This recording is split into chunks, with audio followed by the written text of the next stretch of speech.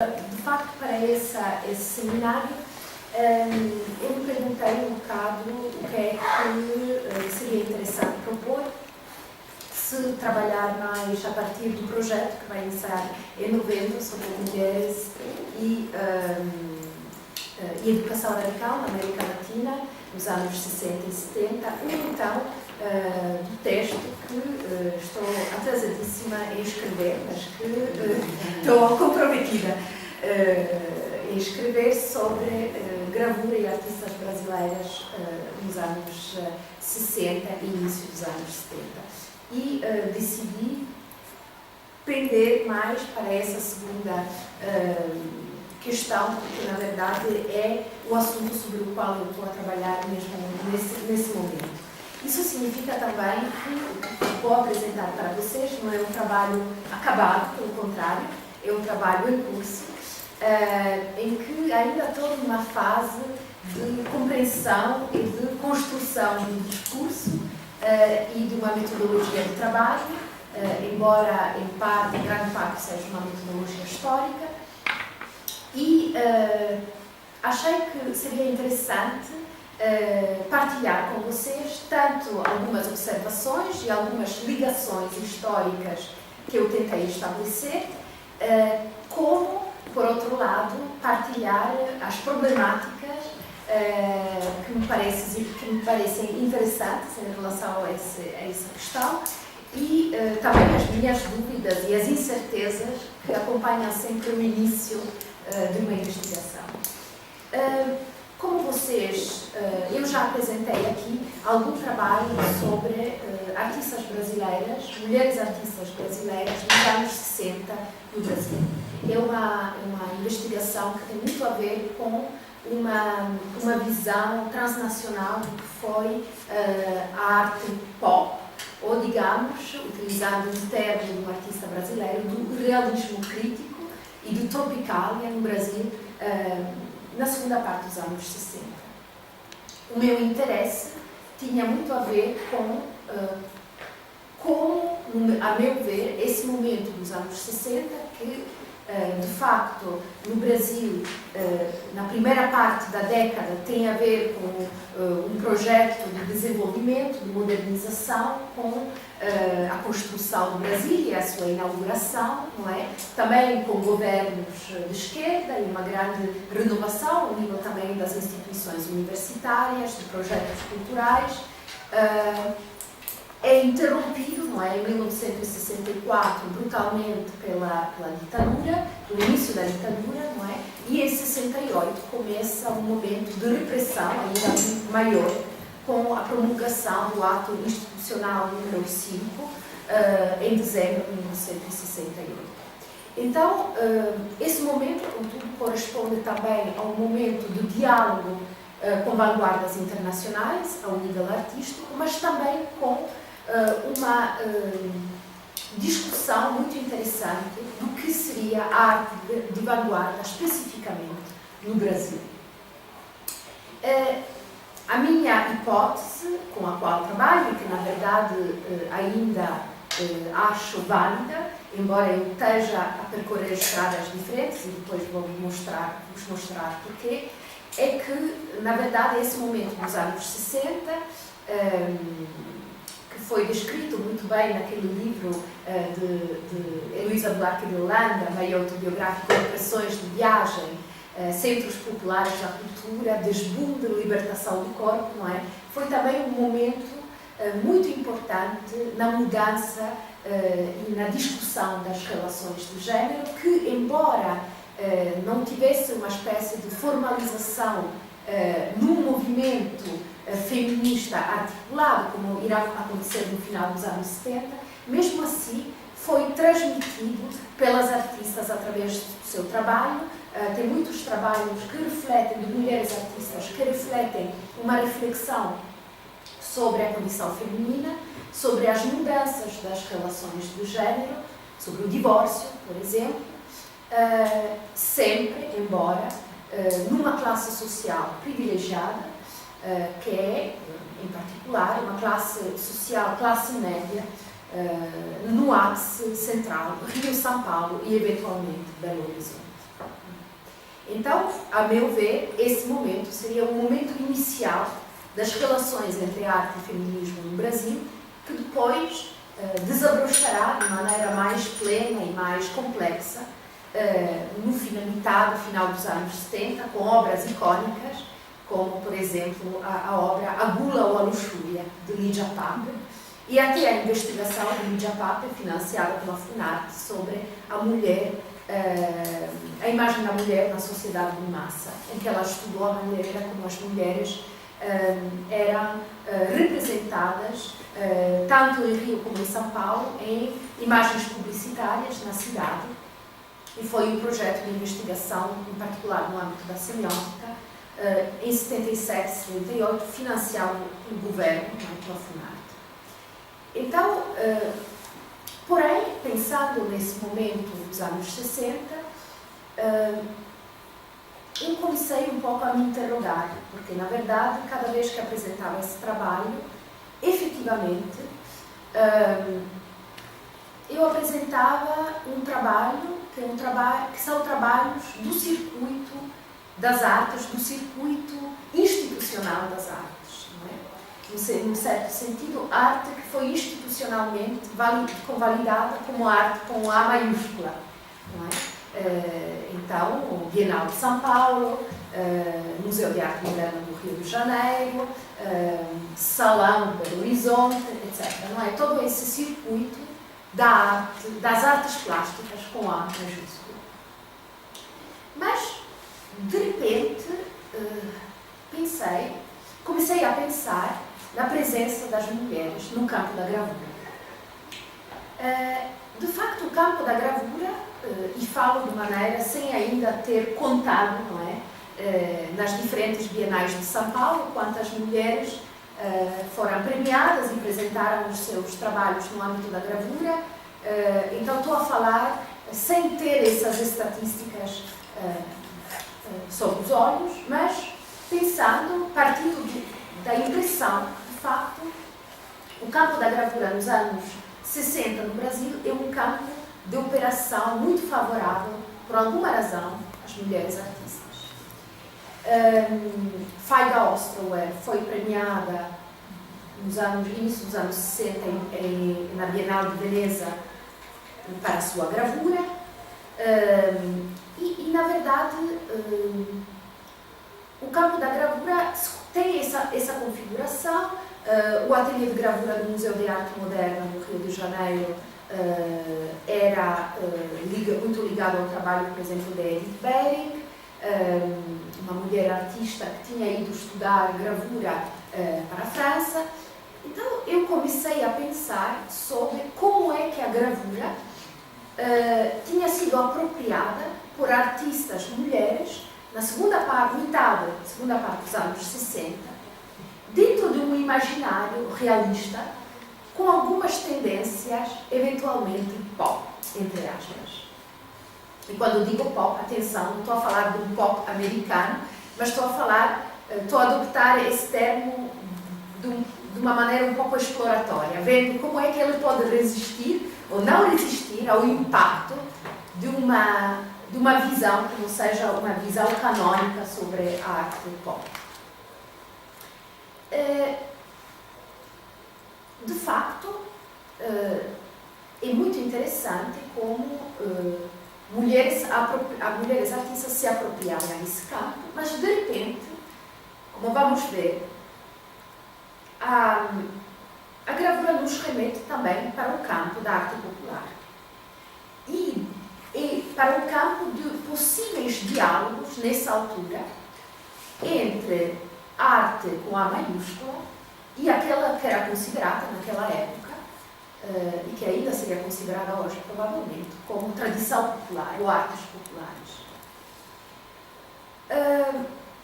De que maneira é que pensarmos esse campus em cruzamento pode nos ajudar a perceber ou a entender melhor, de maneira diferente, essas obras, mas também, eventualmente, isso é uma pergunta, a minha grande pergunta, se esse olhar mais transversal pode nos ajudar a estender ou repensar o leque de artistas que estamos a considerar, o que eu estou a considerar quando penso na segunda parte dos anos 60 no Brasil. Ou seja, será que um olhar mais transversal nos ajuda a incluir artistas que não sejam só artistas brancas da classe média, da Zona Sul, do Rio, de São Paulo, mas nos permite pensar a arte de forma um pouco mais, a produção artística de uma forma um pouco mais expandida, não é?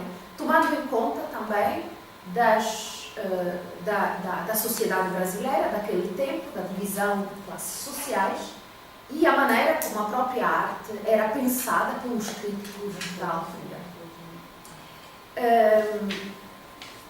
Na verdade, esse pensamento vem também de uma conferência que está online, que teve lugar em julho na Haus der Kunst, em Munique, na Alemanha, onde foram convidadas várias pessoas para falar de feminismos transnacionais de produção artística, com um enfoque muito particular na América Latina. E, na verdade, eu fui falar do projeto que vai começar em novembro, mas foi convidada a Andrea Giunta, que falou da exposição que ela tinha organizado, você provavelmente ouvirá falar, que se chama Radical Women, Mulheres Radicais, que fala de relações entre arte e feminismo na América Latina nos anos 60 e 70, que foi organizada para o Hammer Museum, na Califórnia, Los Angeles, acho, e que agora viajou para a Pinacoteca de São Paulo. E, na verdade, ela disse uma coisa que foi bastante interessante perante essa questão de classes sociais, de como é que nos lidamos com certas estruturas sociais quando pensamos na arte. E ela pensou, por exemplo, em incluir algumas artistas que, na verdade, ela mostrou uma performance de uma artista, não me lembro da nacionalidade, na verdade, uma artista, acho que era colombiana, que era uma artista da performance e da música, mas cuja performance, que é mostrada na exposição, é uma performance que dialoga muito com as artes visuais. E é uma artista que não faz parte daquela classe de artistas normalmente apresentadas nos museus, nos circuitos da arte. Não é? Então, como é que podemos pensar de maneira um pouco mais alargada? Será que isso pode funcionar? Qual pode ser o resultado, não é? E será que conseguimos fazer isso?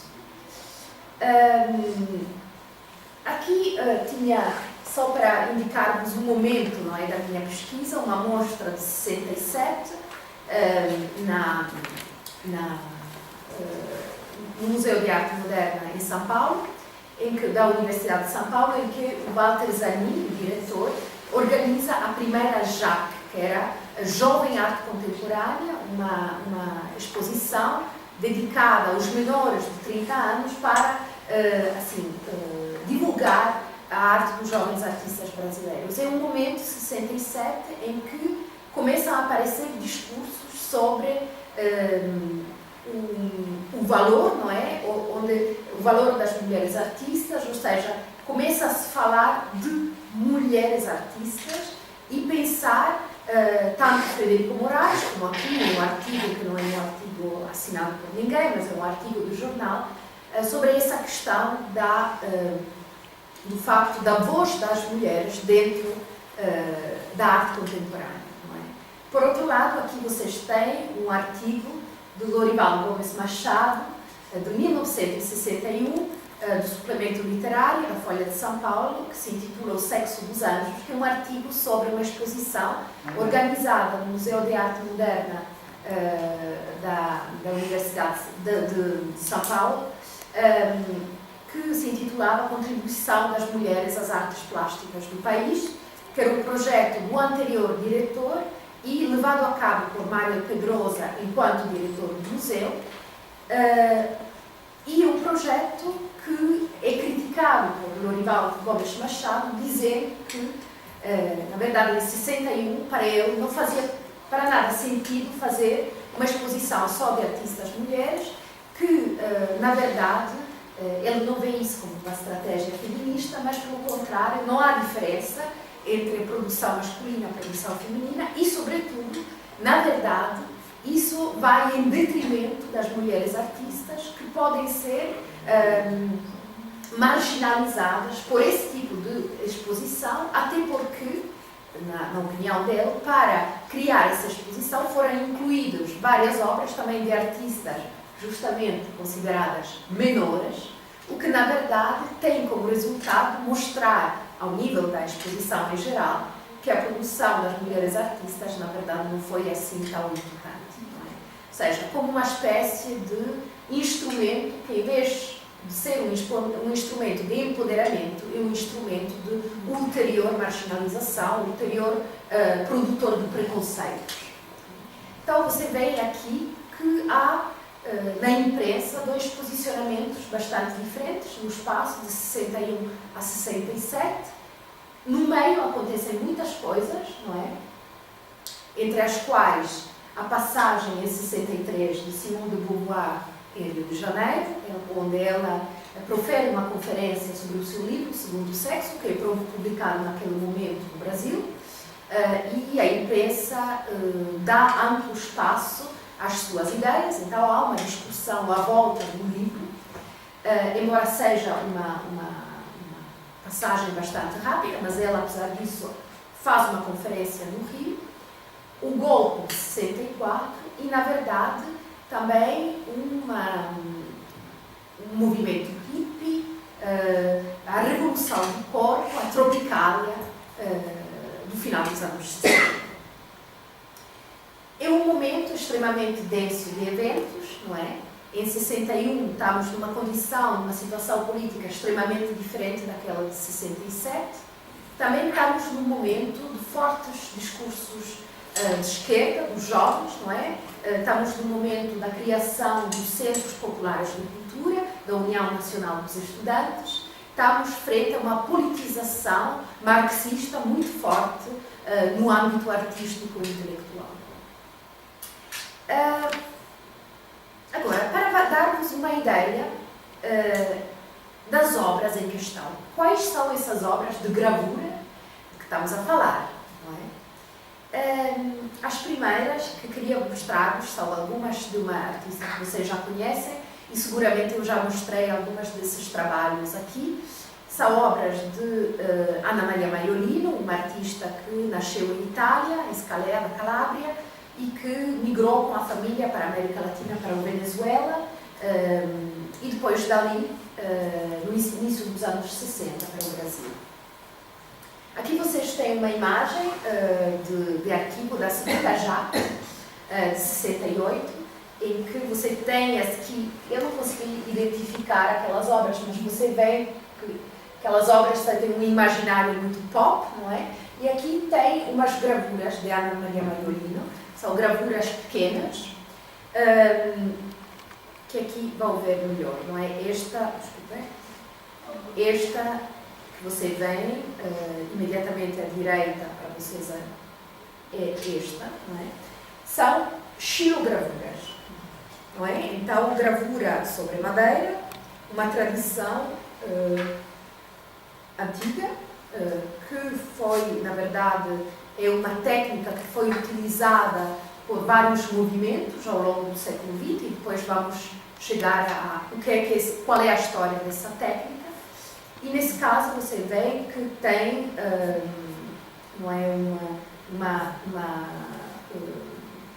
uma figuração, não é, um trabalho figurativo que não é, joga com essa distinção texto-imagem, mas também com uma certa linguagem da banda desenhada, e tem essa figura sem cara, não é, que diz shh, que significa não falar, não é, estar calado, o que podemos hipotizar, não é, que tem a ver também com o clima político da época. Sabemos que Anna Maria Maiolino, naquele momento, os artistas estavam bastante preocupados com o que se podia dizer, o que não se podia dizer, e também com a escuta telefónica, com o controle, etc. mas há também essa boca que, como veremos, tem a ver com a metáfora da deglutição e da digestão. Ela, nessa época, cria também obras que refletem a sua recente condição de mãe. Ana Maria Maiolino, nessa época, produz muitas xilogravuras, mas também trabalha na pintura, não é? e na criação de objetos. Mas ela, quando chegou de Venezuela para o Rio, se formou em gravura com Adir Botelho no Museu Nacional de Belas Artes, na Escola Nacional de Belas Artes, que tinha um ateliê de gravura que tinha sido criado pelo mestre Osvaldo Goeldi. Então, com uma tradição de xilogravura expressionista muito forte. Como Goeldi, cujo trabalho vamos ver a seguir, aqui há um trabalho com a gravura em madeira e com uma utilização mínima da cor. As cenas, outra vez, cenas que nos lembram as bandas desenhadas e que fazem pensar, na verdade, na vida de uma recém-mãe. Uma mãe, ela, na verdade, naquela época teve 2 filhos e era um momento em que tinha muito menos visibilidade como artista do que o seu marido, Rubens Gershman, que era uma das cabeças de fila do movimento da nova figuração no Rio de Janeiro. E era ela que ficava em casa a cuidar das crianças. Então, tem esses trabalhos que têm muito a ver com esse papel doméstico, não é? Esse mundo doméstico. Mas também que revela um lado afetivo, um lado poético, não é? Nesse mundo doméstico. E também um lado que podemos imaginar como um lado de produção, vamos ver porquê, de produção popular, simples, é uma linguagem extremamente simples, simplificadas. Aqui tem outro exemplo, de 66, esse é um exemplo de 67, 66, Os Amantes, aqui também uma xilogravura em preto e branco, não é? Mas com essa mancha de cor amarela, os 2 amantes, essa mulher na porta, e depois esse jogo de espelho, em que há uma espécie de quadro, onde podemos imaginar que pode ser uma representação justamente dos 2 amantes juntos. Esse é um trabalho muito conhecido, também quase um trabalho que nos lembra, não é? Uma estética pop, mas com uma linguagem da gravura, com essa utilização da icona do coração, quase kitsch, não é? E a mulher em fato de banho, esse amor entre os 2, e o homem com o interior do corpo que se vê, não é? Existe nesse momento justamente essa visceralidade de mostrar o interior do corpo, mas também muitas imagens, por exemplo, também da artista Regina Baca, que mostram o interior do cérebro, como para indicar a ideologia, a possibilidade de controle, o pensamento, e o aparato digerente como um aparato de facto, que poderíamos imaginar como uma metáfora visceral também do que é a apropriação de alimentos tanto intelectuais como de outros géneros. Não esqueçamos a tradição, não é? Essa imagem de antropofagia, de comer, não é? E, na verdade, comer e utilizar o que do outro nós queremos reter e deixar cair o resto. E essa metáfora antropofágica, de maneira indireta, pode ser reencontrada em alguns trabalhos dessa época, também, talvez, numa espécie de mise en abîme em trabalhos brasileiros que utilizam a xilogravura, mas que, ao mesmo tempo, dialogam com uma arte não só norte-americana, mas também europeia, não é? Tanto com Paris como Nova York, querendo ser, ao mesmo tempo, internacional e brasileiro. Não é? Querendo ser, ao mesmo tempo, local e nacional, mas, ao mesmo tempo, crítico, tanto no que concerne o nacional, quanto no que concerne as possíveis influências externas. Na verdade, a arte americana, por muitos artistas, é encarada tanto como uma arte que fascina, não é? E que tem esse poder de difusão muito grande, como uma arte que vem de um centro de poder, tanto político, econômico, como cultural, hegemônico, e que tenta se impor para o resto do mundo. Não esqueçamos que, na verdade, os Estados Unidos tiveram um papel grande em apoiar o golpe do Estado de 64.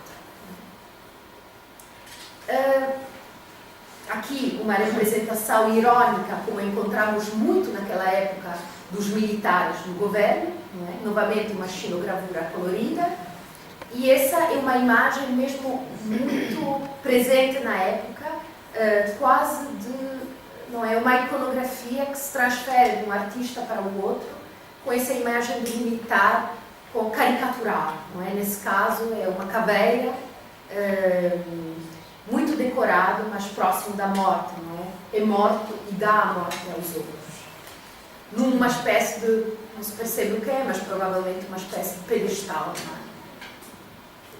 E aqui a metáfora não é, chama-se Glu Glu, e essa obra semelhante existe também uma espécie de objeto mole da comida, da digestão, não é? Da digestão e da expulsão. Essa questão da visceralidade também é explorada por outras artistas de maneira diferente. Aqui temos Annabella Geiger. Annabella Geiger é uma artista que nos anos 60 trabalha muito com a gravura. Na verdade, ela é aluna de Feiga Ostrower, uma gravadora que vinha do leste da Europa e migrou para o Brasil e que foi uma das grandes gravadoras brasileiras do século XX. Esse é um momento em que Annabella Geiger se afasta do trabalho de Feiga, que era um trabalho mais de abstração lírica, bastante distinto do movimento concreto, para criar umas obras que serão a sua última série importante em gravura. É uma série que não é em estilogravura, mas você vê, em água tinta, água forte e relevo. E é uma série figurativa, mas não completamente, que se chama a série visceral, justamente, em que ela representa várias partes do corpo, mas também o interior do corpo. Aqui, essa é uma obra que se chama Limpeza do Ouvido com Cotonete, e é uma obra muito interessante, que foi interpretada na época, embora artista, como uma das obras mais políticas dessa série, que é Limpar-se as orelhas, não sei se é em português aqui, mas significa também limpe-se os ouvidos para ouvir a verdade, não é? O marido de Annabella Geiger era um militante de esquerda, que a um certo momento foi preso também pela polícia, ou seja, ela tinha uma convivência com essas problemáticas. E outro trabalho dessa série tem a ver justamente com essas representações do feminino, que veremos como, é o trabalho Embrião, sempre parte de 67. Agora, a representação também da maternidade, não é? Não só através de cenas de vida conjugal, pode ser através daquelas cenas que nos vimos de Ana Maria Maiorino, mas também de outras obras que eu não mostrei aqui porque são pinturas, como cenas de um casamento de Maria do Carmo Seco, que é uma pintura que se desdobra como se fosse um objeto e que representa várias cenas do seu casamento, do encontro até o divórcio, não é? E ela me contou que separar-se, divorciar-se com filhos naquele momento e ter um amante, um artista mais novo, era uma coisa bastante impactante, não é? No tipo de sociedade em que ela vivia. Essa questão da maternidade e da representação do interior do corpo é também presente no trabalho de uma artista que é muito menos conhecida, do estrangeiro, e que nessa época é também uma gravadora de Minas, de Belo Horizonte, Vilma Martins, que por volta dessa época começa a criar uns trabalhos figurativos em estilogravura que tem a ver com o corpo feminino. É como se podíamos dizer que nesse momento há uma espécie de chamada para essas temáticas e para uma certa linguagem figurativa. Então, por exemplo, Vilma Martins tinha começado no início dos anos 60 com trabalhos muito mais tradicionais, que representavam ambientes vegetais, natureza, ou então cenas bíblicas dentro de uma certa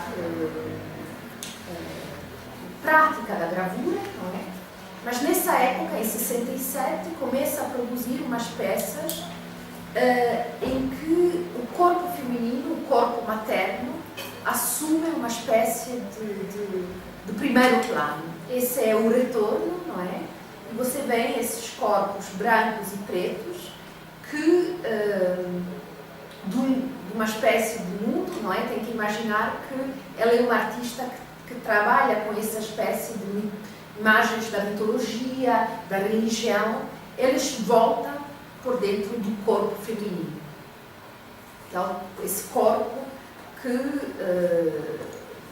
dá a vida, mas também é quase uma vontade de voltar a um estado de proteção, um estado de antes da história. Essa é a minha interpretação. Estou pensando sobre esses trabalhos. Então, depois quero também saber de vocês o que é que... E você vê que esses corpos são corpos femininos e corpos masculinos, provavelmente, não se percebe muito bem, e ambos voltam dentro dessa espécie de ser. Não é? Aqui tem a mãe, é uma espécie de mãe que dá, pode ser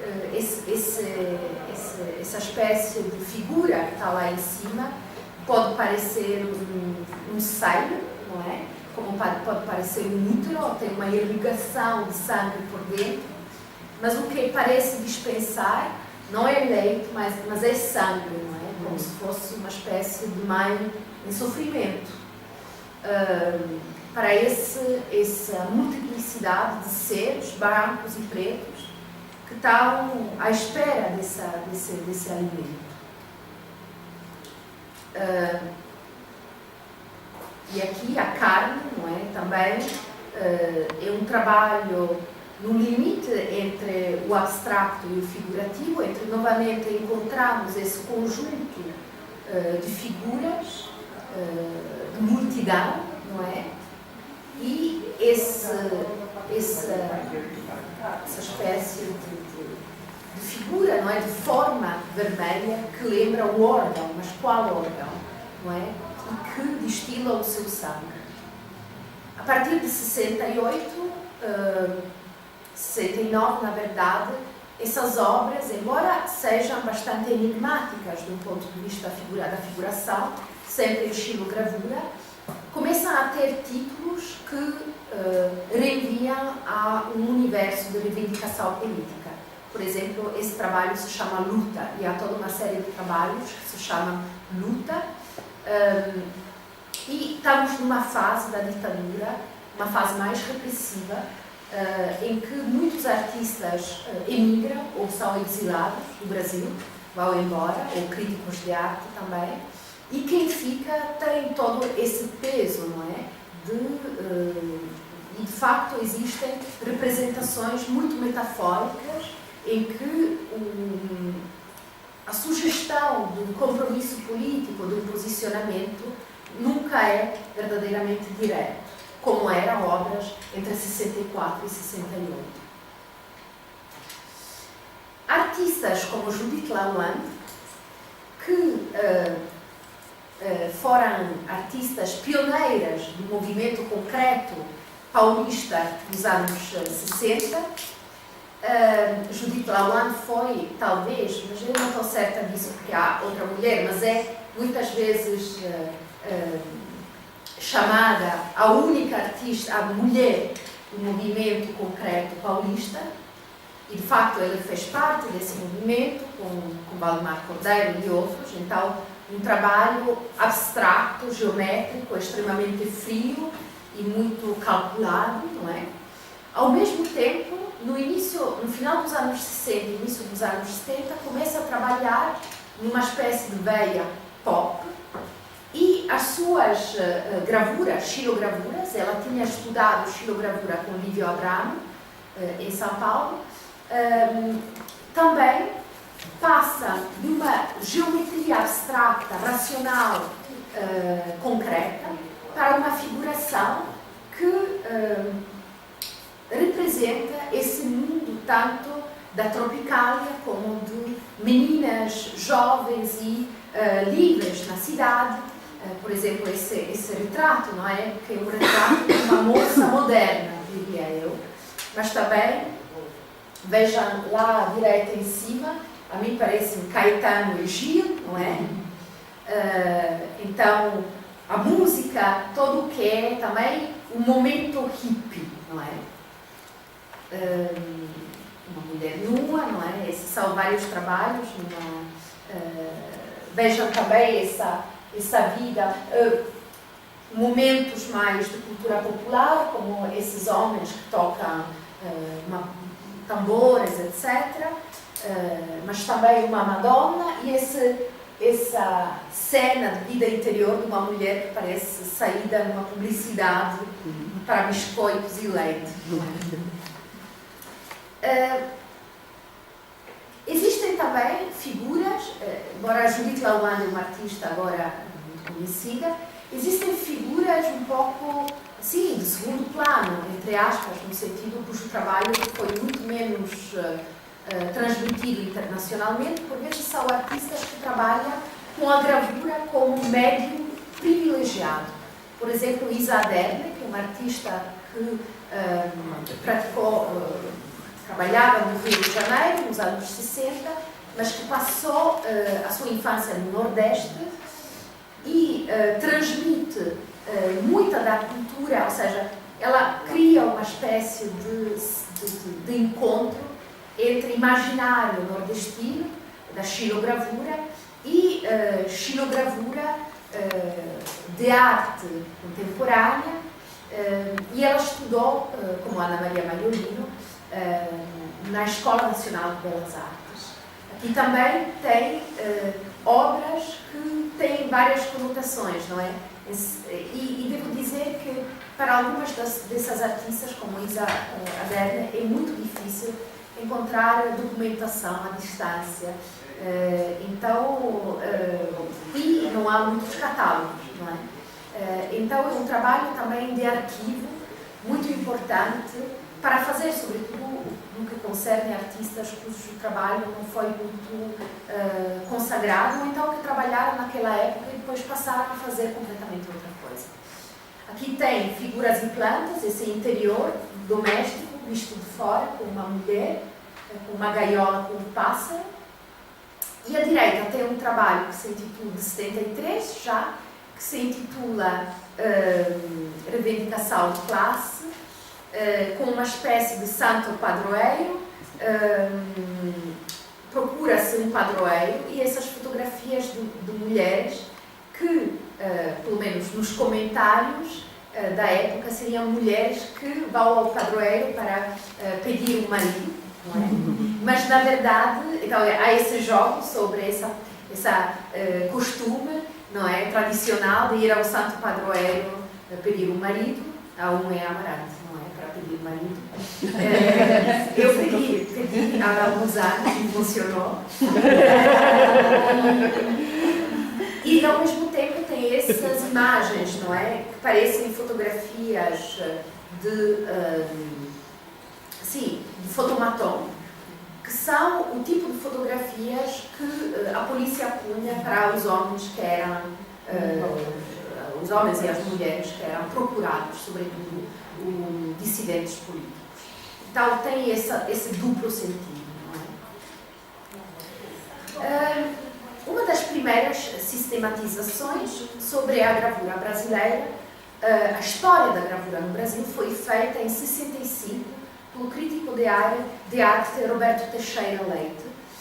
O livro se chamava A Gravura Brasileira Contemporânea. A história começa no século XIX, mas quando você olha para a fase heroica, não é?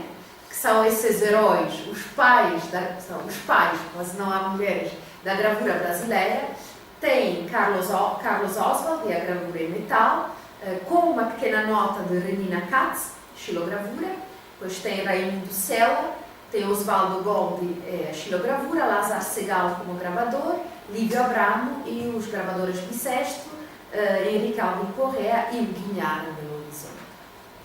Depois, mais nos aproximamos da contemporaneidade, mais tem gerações com muitas mulheres que praticam, embora nesse livro são sempre minoritárias. Na geração de 45-55, que ele chama a geração da afirmação, tem sobretudo a Faica, Ostrower, não é, com a gravura em metal, o Iberê Camargo, Anselm e a gravura na Bahia, etc., o Marcelo Grassmann. E depois, Fastígio, 55-65, tem o ateliê de gravura MAM, que foi criado no final dos anos 50, um ateliê de gravura que foi muito importante e que no início importou, entre aspas, o Friedlander, um gravador que trabalhava em Paris, que tinha uma escola muito importante, para o Rio de Janeiro, para dar um semestre inicial de aulas. Isso provocou um grande debate na imprensa brasileira e no Jornal do Brasil, logo entre 57 e 58, quando foi dada a notícia da importação desse importante mestre gravador, um grande debate entre os gravadores brasileiros de várias gerações sobre a gravura no Brasil. E muitos gravadores, sobretudo os da velha geração, diziam que não fazia nenhum sentido importar um gravador de fora, porque a gravura, na verdade, já tinha alcançado um nível técnico excepcional no Brasil, e que o que esse senhor poderia chegar e fazer era só levar esse nome de ateliê de gravura parisiense para o Brasil, mas que o mundo da gravura do Brasil não precisava disso, e, na verdade, as escolas de gravura, os ateliês, onde a pedagogia era muito importante, a transmissão para os jovens artistas, em muitos casos adoptavam um tipo de ensino em que era muito importante aprender a técnica, mas também o estudante artista era deixado livre de experimentar a sua própria criatividade. Não é? Quando o Friedlander vai embora, é a sua aluna, justamente Edith Bering, que vai ser diretora do ateliê do MAM durante todos os anos 60. Também Isabel Pons desempenha um papel importante. E vimos aqui, é muito importante, a xilogravura popular como fonte. Alguns artistas, aqui não está indicada a Lisa Aderne, mas que justamente tentaram criar esse encontro entre a xilogravura popular e a xilogravura mais erudita que vinha do expressionismo alemão, principalmente. Pronto, isso só para dar-vos uma ideia. Quem eram esses mestres? Ou seja, que carga histórica a xilogravura no Brasil levava consigo, uma carga que, de facto, os artistas e as artistas mulheres que trabalhavam com esse meio, também os artistas homens, nos anos 60, podiam se reconhecer ou não. Ou seja, o que é que significava escolher a xilogravura? Escolhendo a xilogravura, que tipo de história esse meio levava consigo para esses artistas? Por um lado, a xilogravura levava, através do trabalho de grandes mestres brasileiros, uma ligação muito forte com um engajamento muito grande, um engajamento social da arte. A xilogravura tinha uma forte ligação com uma matriz expressionista, vamos ver porquê, e também com uma arte de cariz social, principalmente uma arte realista. Nos anos 20, quando Lázaro Segal chega para o Brasil, é um artista lituano que teve uma carreira importante na Alemanha. Ele chega no Brasil, já tinha 20 anos, mas depois se estabelece no Brasil, se não é nos anos 20. Ele leva consigo a participação em movimentos do expressionismo na Alemanha. E, na verdade, é essa matriz expressionista, em particular ligado com o social, que ele leva consigo para o Brasil e que ele pratica na sua gravura. É um artista que também fez muita pintura e outras coisas. Mas eu queria mostrar-vos, por exemplo, esse álbum, que é um álbum de 43, que se chama Mangue, com textos de Jorge Lima, Mário de Andrade e Mário Bandeira. Na verdade, na xilogravura de Lázaro Segal, desse álbum, há a representação de um bordel, da vida das prostitutas, não é? Aqui você vê essa representação aqui de um cliente com uma prostituta e aqui essa representação desses corpos femininos, não é?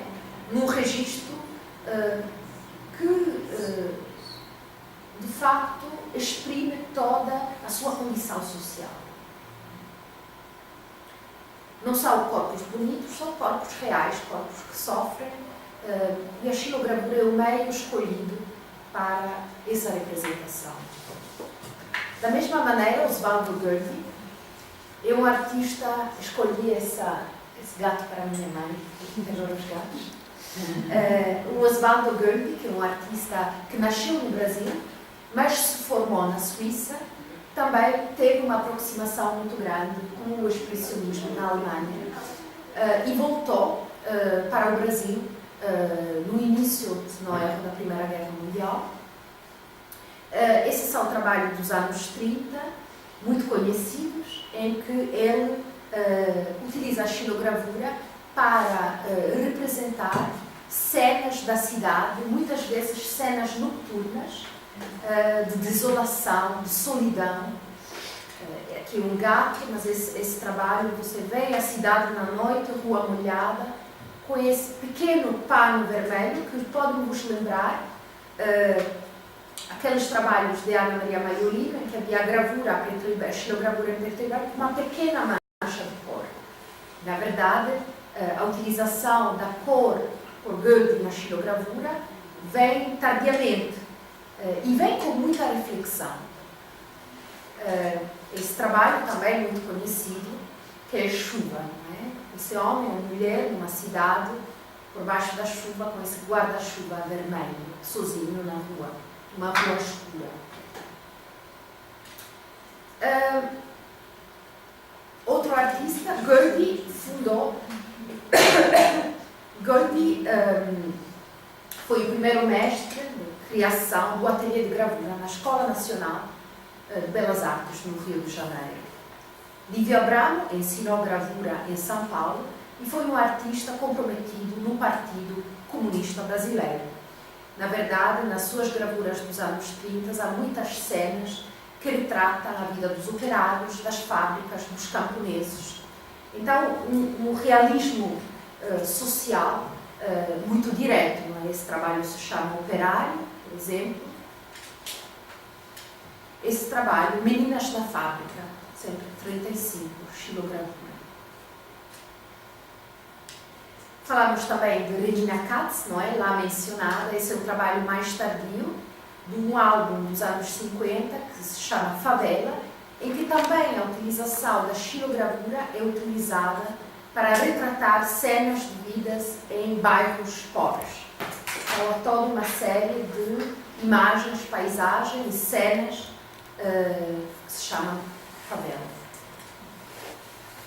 A Feiger também, no início do seu trabalho, aqui um trabalho dos anos 40, é água forte, não é xilogravura, mas é um trabalho que representa as cenas sociais das classes sociais mais pobres. Três Mulheres, 1947. Na verdade, numa conversa que eu tive recentemente com a Anabela Geiger, que é uma artista que estamos a entrevistar no âmbito de um projeto relativo à educação, ela foi aluna da Feiga Osterweg. E ela contava que para a Feiga, embora nos anos 50 e 60 trabalhasse mais num registro abstrato, a gravura tinha um compromisso social inscrito nela.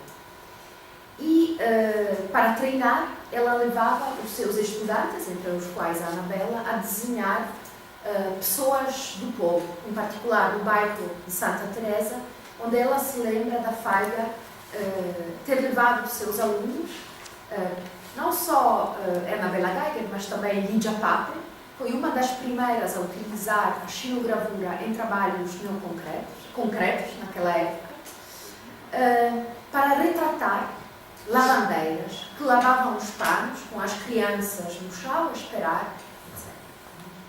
Então, a xilogravura tem esta história muito ligada a uma matriz expressionista e de realismo. Também, vocês também talvez ouviram falar, no âmbito da crítica também, a xilogravura teve um impacto no pensamento do crítico de arte Mário Pedrosa. Em 1933, a artista expressionista Käthe Kollwitz foi convidada para expor trabalhos gráficos na Sociedade dos Artistas Plásticos, acho que se chamava, em São Paulo. E, a partir dessa exposição, em 1933, o Mário Pedrosa, que naquela época era no início da sua carreira de crítico, não é? Escreveu um texto que ficou como um texto fundador da sua prática de crítico de arte, que se intitulava As Tendências Sociais da Arte, de Käthe Kollwitz. Na verdade, muitos dos trabalhos apresentados eram xilogravuras que representavam a pobreza do povo alemão naquela época. Vejam, por exemplo, um exemplo de uma xilogravura de Käthe Kollwitz, visita do hospital, em 1923. Gravar não é desenhar, não é? Gravar tem um lado físico muito importante, não é? Que é incidir na madeira. E também significa que o que você vai ter impresso é exatamente o contrário do que você gravou na madeira. Mas não só isso. Gravar exige toda uma aprendizagem, não é? Técnica, que nesses artigos dos anos 50, final dos anos 50, os gravadores chamam de artesanato. A gravura exige artesanato. Então, a gravura tem uma parte artesanal. E todo o debate, no final dos anos 50, é esse equilíbrio entre artesanato e criação. É mais importante a técnica ou é mais importante a invenção? O que é que não é? Naturalmente, muitos dos gravadores dizem que são sem a invenção, sem a criação, a criatividade. A técnica não é nada, mas para o gravador é também importante ter uma técnica adequada à sua visão. Mas há também uma coisa muito importante, eu acho fascinante, na verdade. Nós falamos para os anos 60, não é? Desse problema muito discutido do relacionamento entre a cena artística brasileira, um país que tinha sido colonizado, um país que não só tem uma história do país colonizado, tem uma estrutura social que ainda releva daquela estrutura de colonialidade do poder, mas também que, do ponto de vista cultural, sente muito a hegemonia tanto da Europa como dos Estados Unidos. E, nos anos 60, quer pensar a sua arte como uma arte de vanguarda, mas de uma vanguarda que parte do próprio Brasil, e das suas condições culturais, sociais e económicas, mas também uma arte que se relaciona com a vanguarda internacional. Ora, a xilogravura tem esse lado extremamente local do facto que você utiliza a madeira do sítio onde você está. E a própria textura da madeira que você utiliza vai determinar o resultado final. Não é a mesma coisa utilizar um pedaço de madeira de uma árvore que cresce só no norte da Europa ou utilizar um pedaço de madeira que existe só na Mata Atlântica, não é? Ou que isso determina uma materialidade específica do trabalho que está expressamente ligada aos recursos materiais que você vai utilizar.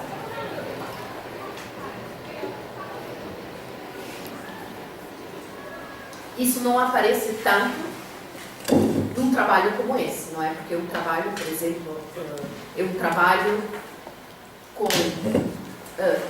que deixa pouco espaço à textura da madeira. Mas existem trabalhos, por exemplo, da Lydia Pape, que são xilogravuras abstratas, em que o próprio corpo, a textura da madeira, tem presença.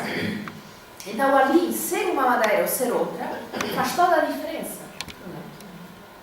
Ou seja, a madeira, o próprio material, participa de maneira muito forte da linguagem.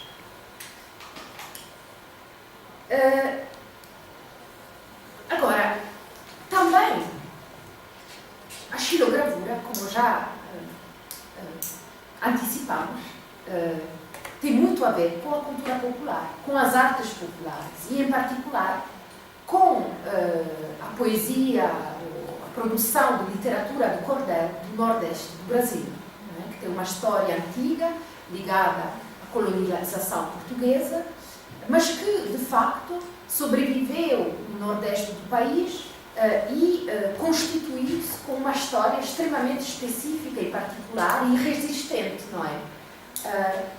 E essas folhas do cordel, não é? Essa literatura, quando impressa, muitas vezes na capa, tem uma xilogravura.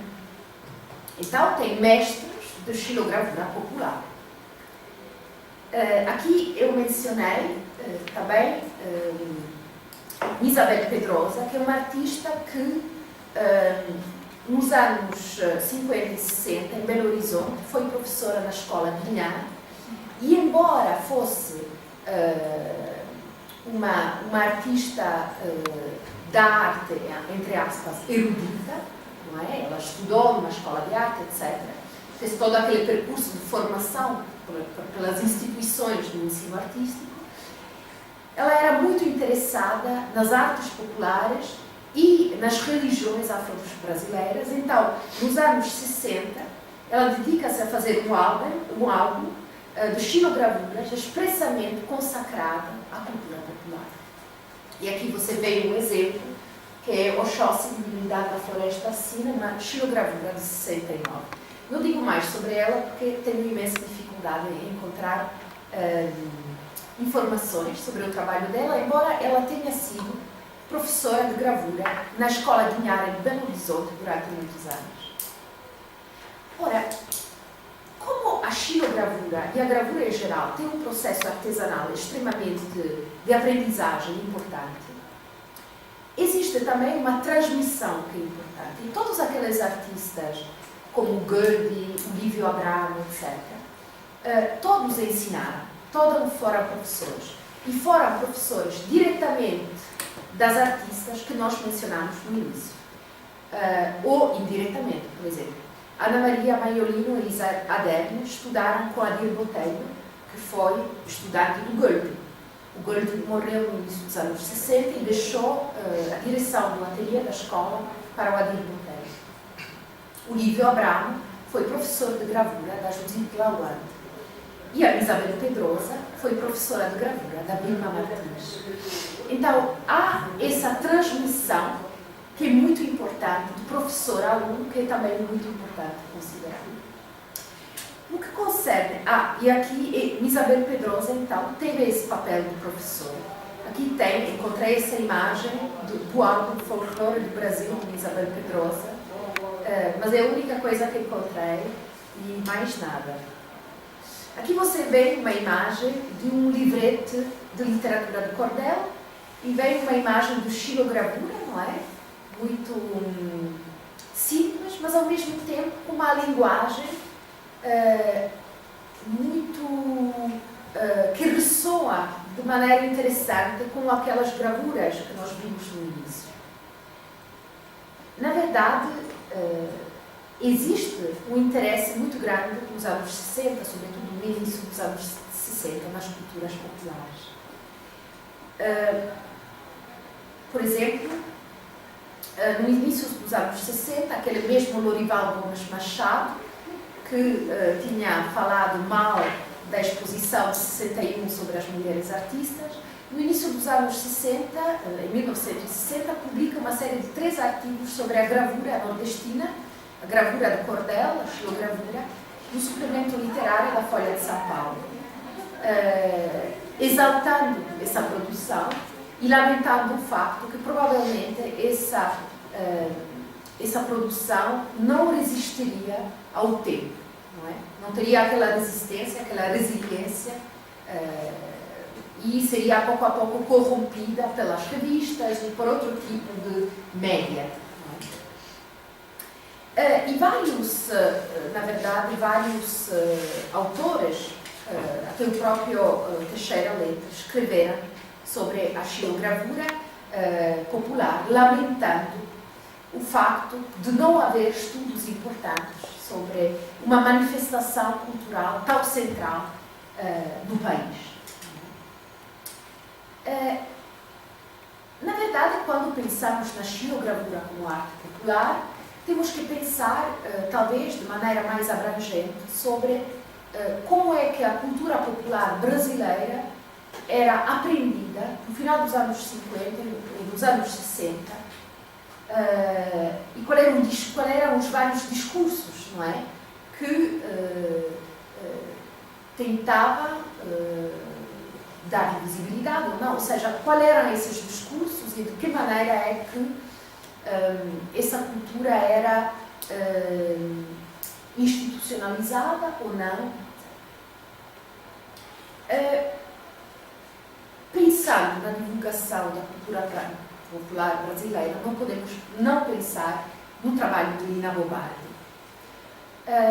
Lina Bobardi, como todos, eu não sei, sabem, foi uma arquiteta italiana, nasceu em Roma, estudou em Roma e depois trabalhou em Milão. O seu trabalho, na sua juventude, ela viveu no final da Segunda Guerra Mundial. Dirigiu várias revistas em Milão e depois casou com o colecionador e crítico de arte, Pietro Maria Bardi. Os dois, no final dos anos 50, metade, não me lembro quando, nos anos 50, viajaram para o Brasil, não me lembro da data exata, e contribuíram, através da sua relação com o Assis de Chateaubriand, à constituição do MASP, Museu de Arte Moderna de São Paulo. Aliás, o atual edifício foi desenhado e construído por Lina Bobardi. No final dos anos 50, em São Paulo, Lina Bobardi começa a dar aulas de arquitetura e em 58 ela é convidada a dar aulas para o Salvador da Bahia, pelo novo reitor da Faculdade de Arquitetura. Ela vai e começa a se tecer uma relação muito forte com o meio cultural da cidade de Salvador e, em particular, era um momento em que, na cidade de Salvador, graças a esse reitor muito aberto, era um momento também de grande desenvolvimento, não é? Ao nível político, etc., foram criadas várias escolas de arte, entre as quais a Escola de Teatro, dirigida por Martim Gonçalves. Quando a Lina vai para a Bahia, ela encontra logo, em Martim Gonçalves e outros, um jovem Glauber Rocha também, interlocutores privilegiados para o seu pensamento sobre a arte popular e a importância da arte popular, que ela já tinha explorado desde a sua chegada no Brasil, na revista Habitat, da qual era diretora. Aqui você vê uma imagem dela na sua casa de vidro, em São Paulo, no Morumbi, a olhar pela janela. Agora é um bairro completamente diferente, para quem conhece, mas naquela época era como uma floresta. E ela, aqui também para minha mãe, imagem com um gato, ela, chegando na Bahia, começa a escrever num jornal e em 59 tem a possibilidade de ajudar o Martim Gonçalves a organizar uma exposição de arte popular do Estado da Bahia na Bienal de São Paulo. Então, na Bienal de São Paulo, de 59, por baixo daquela marquise no Ibirapuera, uma parte da marquise é fechada e é montada essa exposição de artefatos, obras de arte, ex-voto, costumes populares, fatos de religiões afro-brasileiras, como um evento durante a Bienal de São Paulo. Né? Dois momentos, se você pensa, no mesmo sítio, dois mundos da arte completamente diferentes, mas impossíveis de diálogo. E justamente esta é se chama isso, um póster, não é, da exposição, tem uma gravura, uma xilogravura, que representa a vida no sertão. Aqui você vê uma imagem dessa exposição, e essa, na verdade, é a primeira de uma série de exposições que a Lina Bobardi coorganizou em instituições importantes para dar voz e valorizar a arte popular do Nordeste do Brasil, mas não se tratava só de valorizar, se tratava em particular de dizer que essa arte era necessária para toda a cultura brasileira, para a indústria brasileira, para o design brasileiro, e que era dali que era preciso partir para pensar no futuro.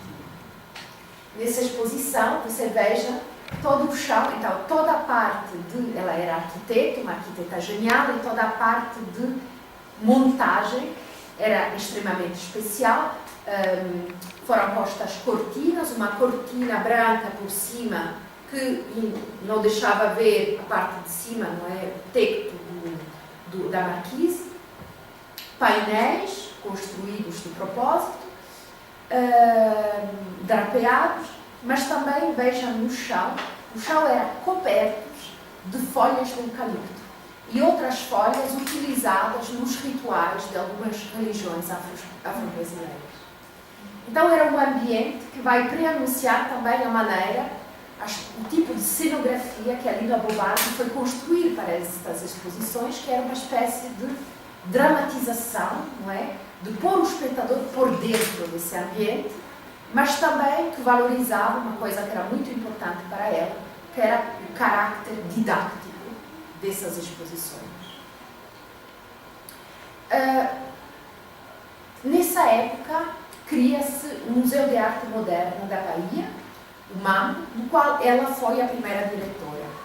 O museu, inicialmente, começou a funcionar no foyer desse teatro, que era o Teatro Castro Alves, em Salvador, e era um teatro que não estava a funcionar como teatro, porque era um prédio modernista da cidade, mas depois de ter sido construído, tinha sido arruinado por um incêndio.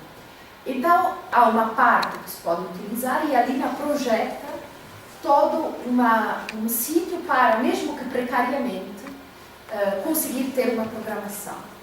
E fez muitas exposições, e tinha projeções de cinema, tinha a criação com Martim Gonçalves de peças de teatro, do Brecht, por exemplo, de outros, e era frequentado pelos jovens intelectuais da cidade. Se você lê, eu estou a ler Verdade Tropical, aquela autobiografia do Caetano Veloso, e E ele conta que jovem, com 18, 19 anos, em Salvador, ele ia para o Teatro Castro Alves para ver. Era um ponto intelectual muito importante da cidade. No início dos anos 60, para renovações, esse teatro fecha e tem que se encontrar um sítio novo para o museu. É proposto ali o solar da União, que é esse edifício de arquitetura colonial, frente ao mar, que ela no início não gosta. Ela era uma arquiteta mais moderna, não é? Etc. Mas, na verdade, ela consegue fazer uma renovação muito especial desse espaço e cria dentro desse espaço, aqui você vê uma imagem da famosa escada criada por ela dentro do museu, que dá 2 andares, e dentro desse mesmo museu ela cria 2 entidades, o museu, como antes, o Museu de Arte Moderna, mas também o Museu de Arte Popular da Bahia. E com um projeto também para o futuro, projeto que nunca chegou a ser concretizado, porque o golpe de 64, esse museu abriu em 63, em 64 mudou tudo, ela teve que voltar para São Paulo, uma escola de design chamada, em que o design e a indústria se inspirariam da arte popular e do design popular do Nordeste do Brasil, em que artesãos e jovens estudantes de design para a indústria trabalhariam juntos. Essa era a sua visão. Esse museu abre em 63 com uma exposição chamada simplesmente Nordeste. Novamente, na capa tem essas xilogravuras populares, né? Uma cena religiosa e uma cena com cangaceira. Essa é uma foto da maneira como as obras eram mostradas nessa exposição. Ou seja, de uma maneira muito pouco white cube, não é? Pelo contrário, utilizando vitrines de madeira, acumulação, e também de uma maneira que lembra a forma especial dos mercados populares em que essas peças eram vendidas. Depois da sua volta para São Paulo, em 69, se conclui esse ciclo com a exposição A Mão do Povo Brasileiro, que é a exposição de cultura popular do Nordeste, de arte popular do Nordeste, que a Lina organiza com a ajuda de Glauber Rocha e de outros, Martim Gonçalves, no MASP, em São Paulo. Aqui vem, de um lado, a exposição de 69 e aqui como foi recriada mais recentemente. Acho em 2007, alguma coisa assim, mas posso me equivocar. Uma montagem contemporânea que retoma... Como? Não, era a pessoa cansada. Que retoma essa... Então, eu acho que alguns dos conceitos, ou seja, alguns dos escritos da Lina Bobardi nos ajudam a pensar o que é que era e podia ser a arte popular naquele momento no Nordeste do Brasil e de que maneira ela se relacionaria com o resto, com a produção artística brasileira, não é? Por exemplo, em 58, queria citar, ela publica no Diário de Notícias de Salvador um texto que se chama Cultura e Não Cultura, onde ela acusa os intelectuais eruditos de uma pseudocultura. Uma pseudocultura que faz brilhar através de uma luz refletida somente o intelectual erudito. E considera que na cultura popular brasileira existe uma força latente. Ela diz, essa força latente existe em alto grau no Brasil, onde uma força primordial de civilização primitiva, não no sentido de ingênuo, e sim composta de elementos essenciais, reais e concretos, coincide com as formas mais avançadas do pensamento moderno.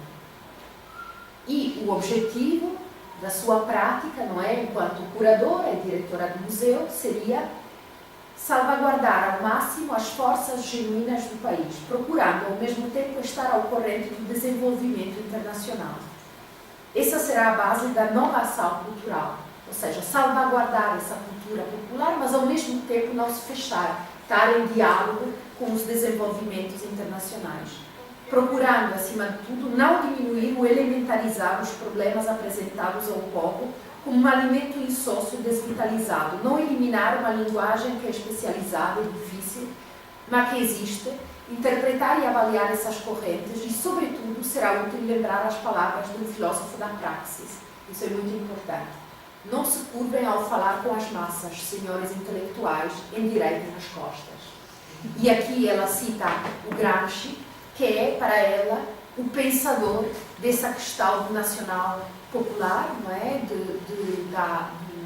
Nas palavras de Gramsci, do folclore, mas ela não utilizará essa palavra, mas é o pensador que ajudará a pensar essas questões em relação com a cultura brasileira. Na folha que acompanha o catálogo da Exposição Nordeste, de 63, falando dessa exposição, ela fala do que é para ela a civilização. Essa exposição que inaugura o Museu de Arte Popular da União deveria chamar-se Civilização do Nordeste, civilização, procurando tirar da palavra o sentido áulico-retórico que acompanha. Civilização é o aspecto prático da cultura e a vida dos homens em todos os instantes. Essa exposição procura apresentar uma civilização pensada em todos os detalhes, estudada tecnicamente, mesmo se a palavra técnico define um trabalho aqui primitivo. Desde a iluminação até as colheres de cozinha, as colchas, as roupas, os bulas, brinquedos, móveis, armas. É a procura desesperada e raivosamente positiva de homens que não querem ser demitidos, que reclamam seu direito à vida. Uma luta de cada instante para não afundar no desespero, uma afirmação de beleza conseguida com o rigor que somente a presença constante de uma realidade pode dar. Matéria-prima, o lixo, lâmpadas queimadas, recortes de tecido, latas de lubrificantes, caixas velhas e jornais. Cada objeto risca o limite do nada, da miséria. Esse limite e a contínua e martelada presença do útil e necessário é que constituem o valor dessa produção, sua poética das coisas humanas não gratuitas, não criadas pela mera fantasia. E depois diz, insistimos na identidade, objeto artesanal, padrão industrial, baseada na produção técnica, ligada à realidade dos materiais e não à abstração formal, folclórica ou coreográfica.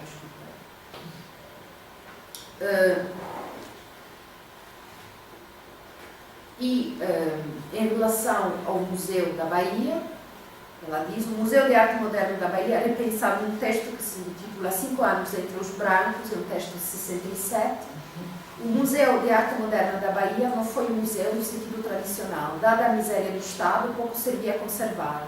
Suas atividades foram dirigidas à criação de um movimento cultural, que, assumindo os valores de uma cultura historicamente, em sentido áulico, pobre, pudesse lucidamente, superando as fases culturalistas e historicistas do Ocidente, apoiando-se numa experiência popular, rigorosamente distinta do folclore, entrar no mundo da verdadeira cultura moderna, com os instrumentos da técnica como método e a força do novo humanismo, nem humanitarismo, nem humanismo.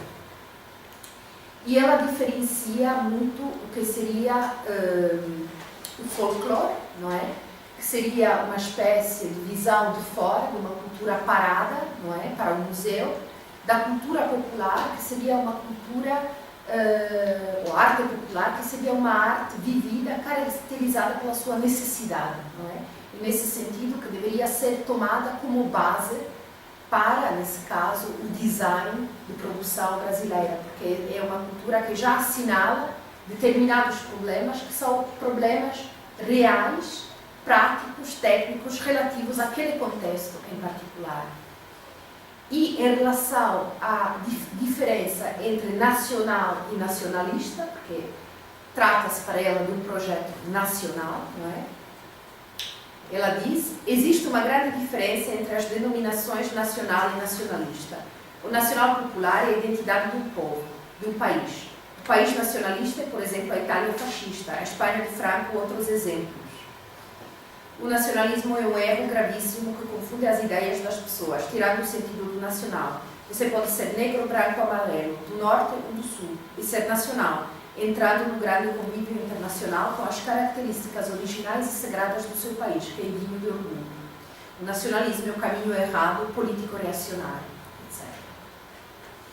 Então, na verdade, esse caminho da Lina Bo Bardi é um caminho que nos reenvia para uma conjuntura de pensamento sobre a arte popular e a cultura popular que se desenvolve desde o final dos anos 50 e os anos 60 no Brasil. E que não tem só a Lina Bo Bardi como voz principal, mas outras vozes que a ela, em parte, por vezes se ligam, como, por exemplo, a fase inicial do cinema de Glauber Rocha, não é?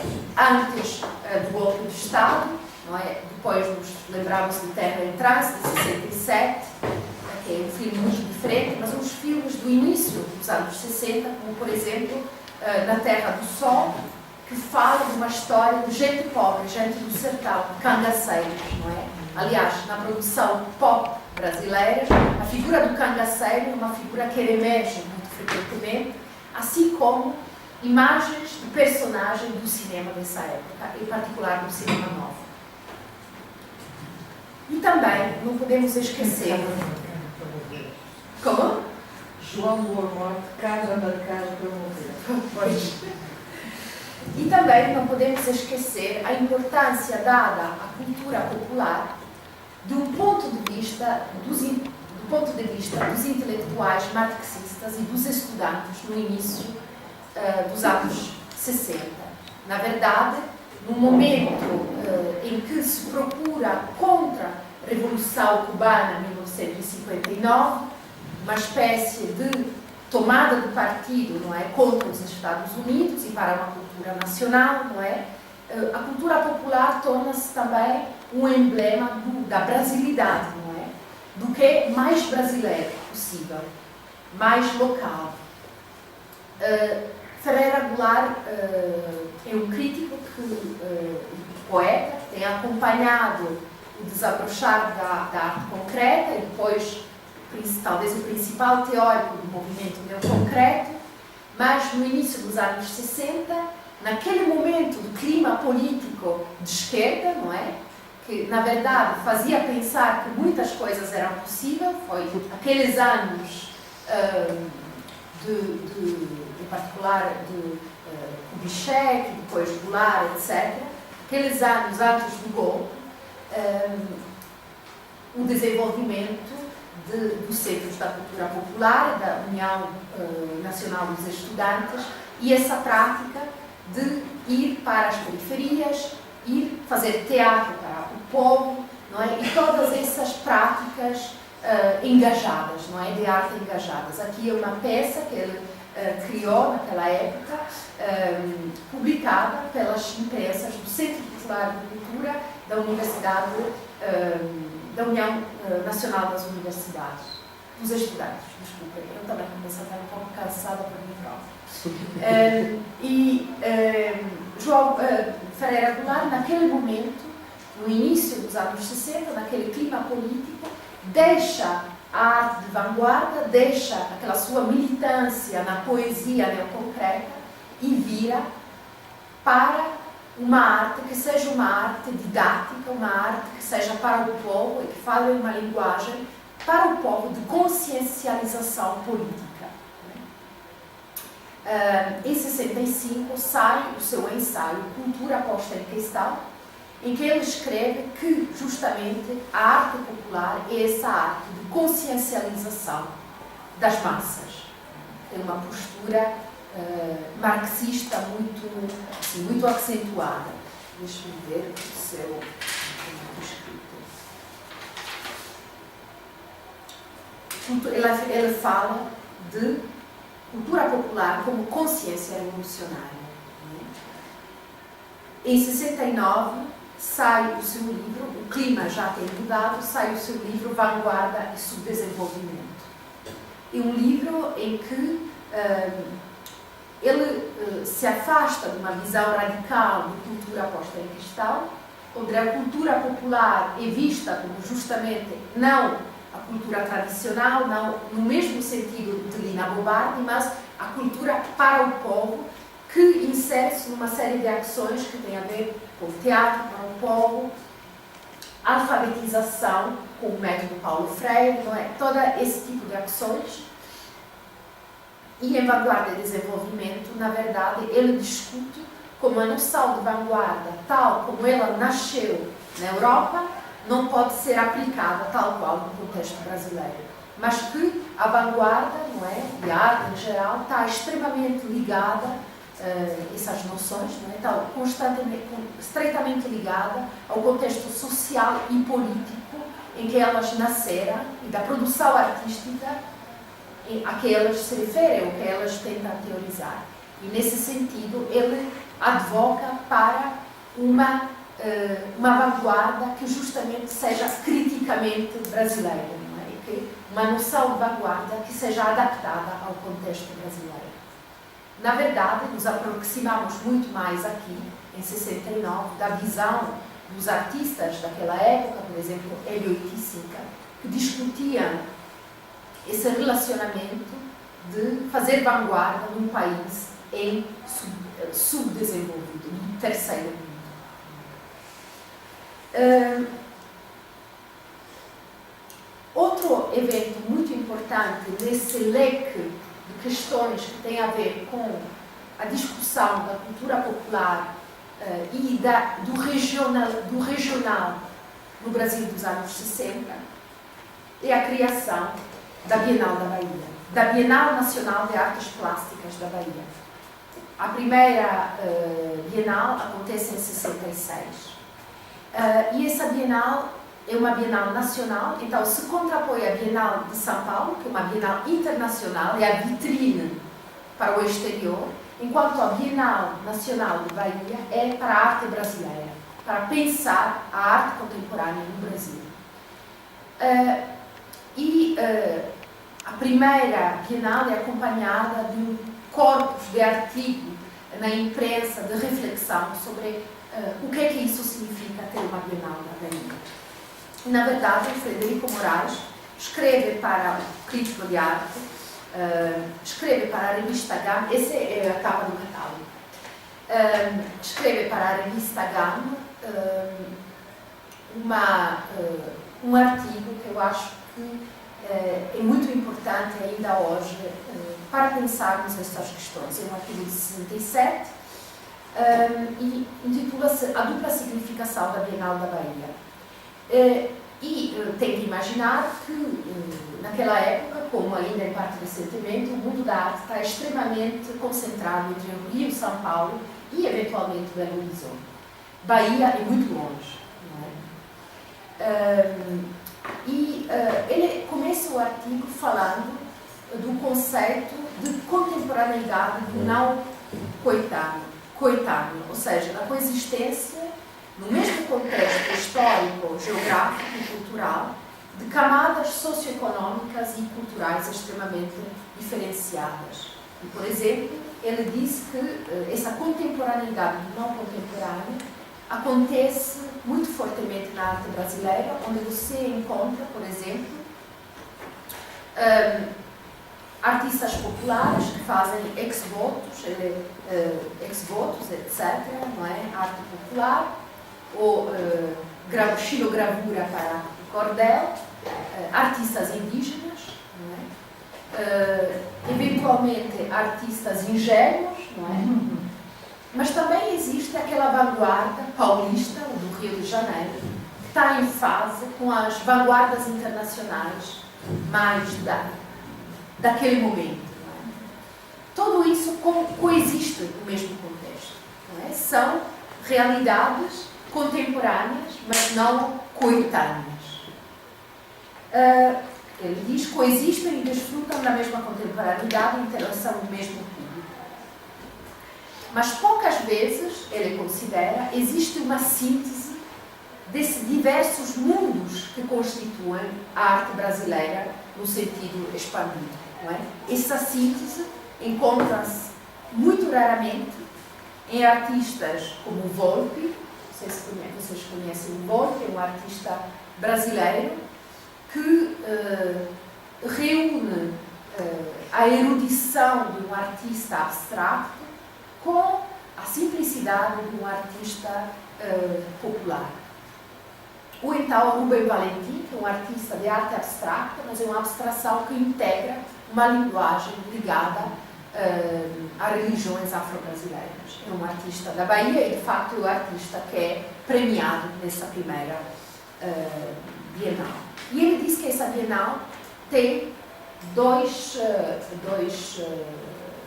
objetivos principais. Por um lado, não é, desregionalizar a arte brasileira, no sentido em que descentralizar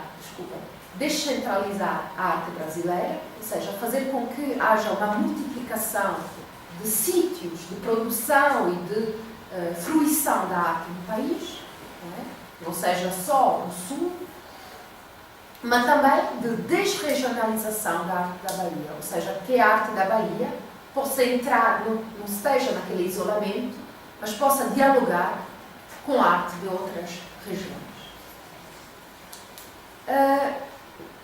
Todos esses elementos, de facto, na arte dos anos 60, fazem com que não podemos não pensar que os artistas que utilizam xilogravura no final dos anos 60, na verdade, sejam um pouco artistas que estão no meio desses debates, não é? Que utilizam um meio técnico que, ao mesmo tempo, pertence à cultura popular, tanto como à cultura erudita, e que talvez sejam artistas que podemos pensar como artistas, eventualmente, não sei, essa é a teoria, a hipótese de uma arte de síntese, pensada, assim como ela é pensada por Frederico Moraes. Uma arte de síntese que faria, de facto, da pop brasileira uma arte que tem várias camadas, não é? Várias camadas complexas. Sim. É Frederico Moraes que escreve a dupla significação da... Sim. É um artigo na revista GAN, de janeiro de 67. Então, será, não é, que o trabalho dessas artistas, justamente, é um sítio onde podemos explorar não só esse embate entre um contexto local, vernacular, da pop brasileira, no contexto de uma pop internacional, não é? Mas também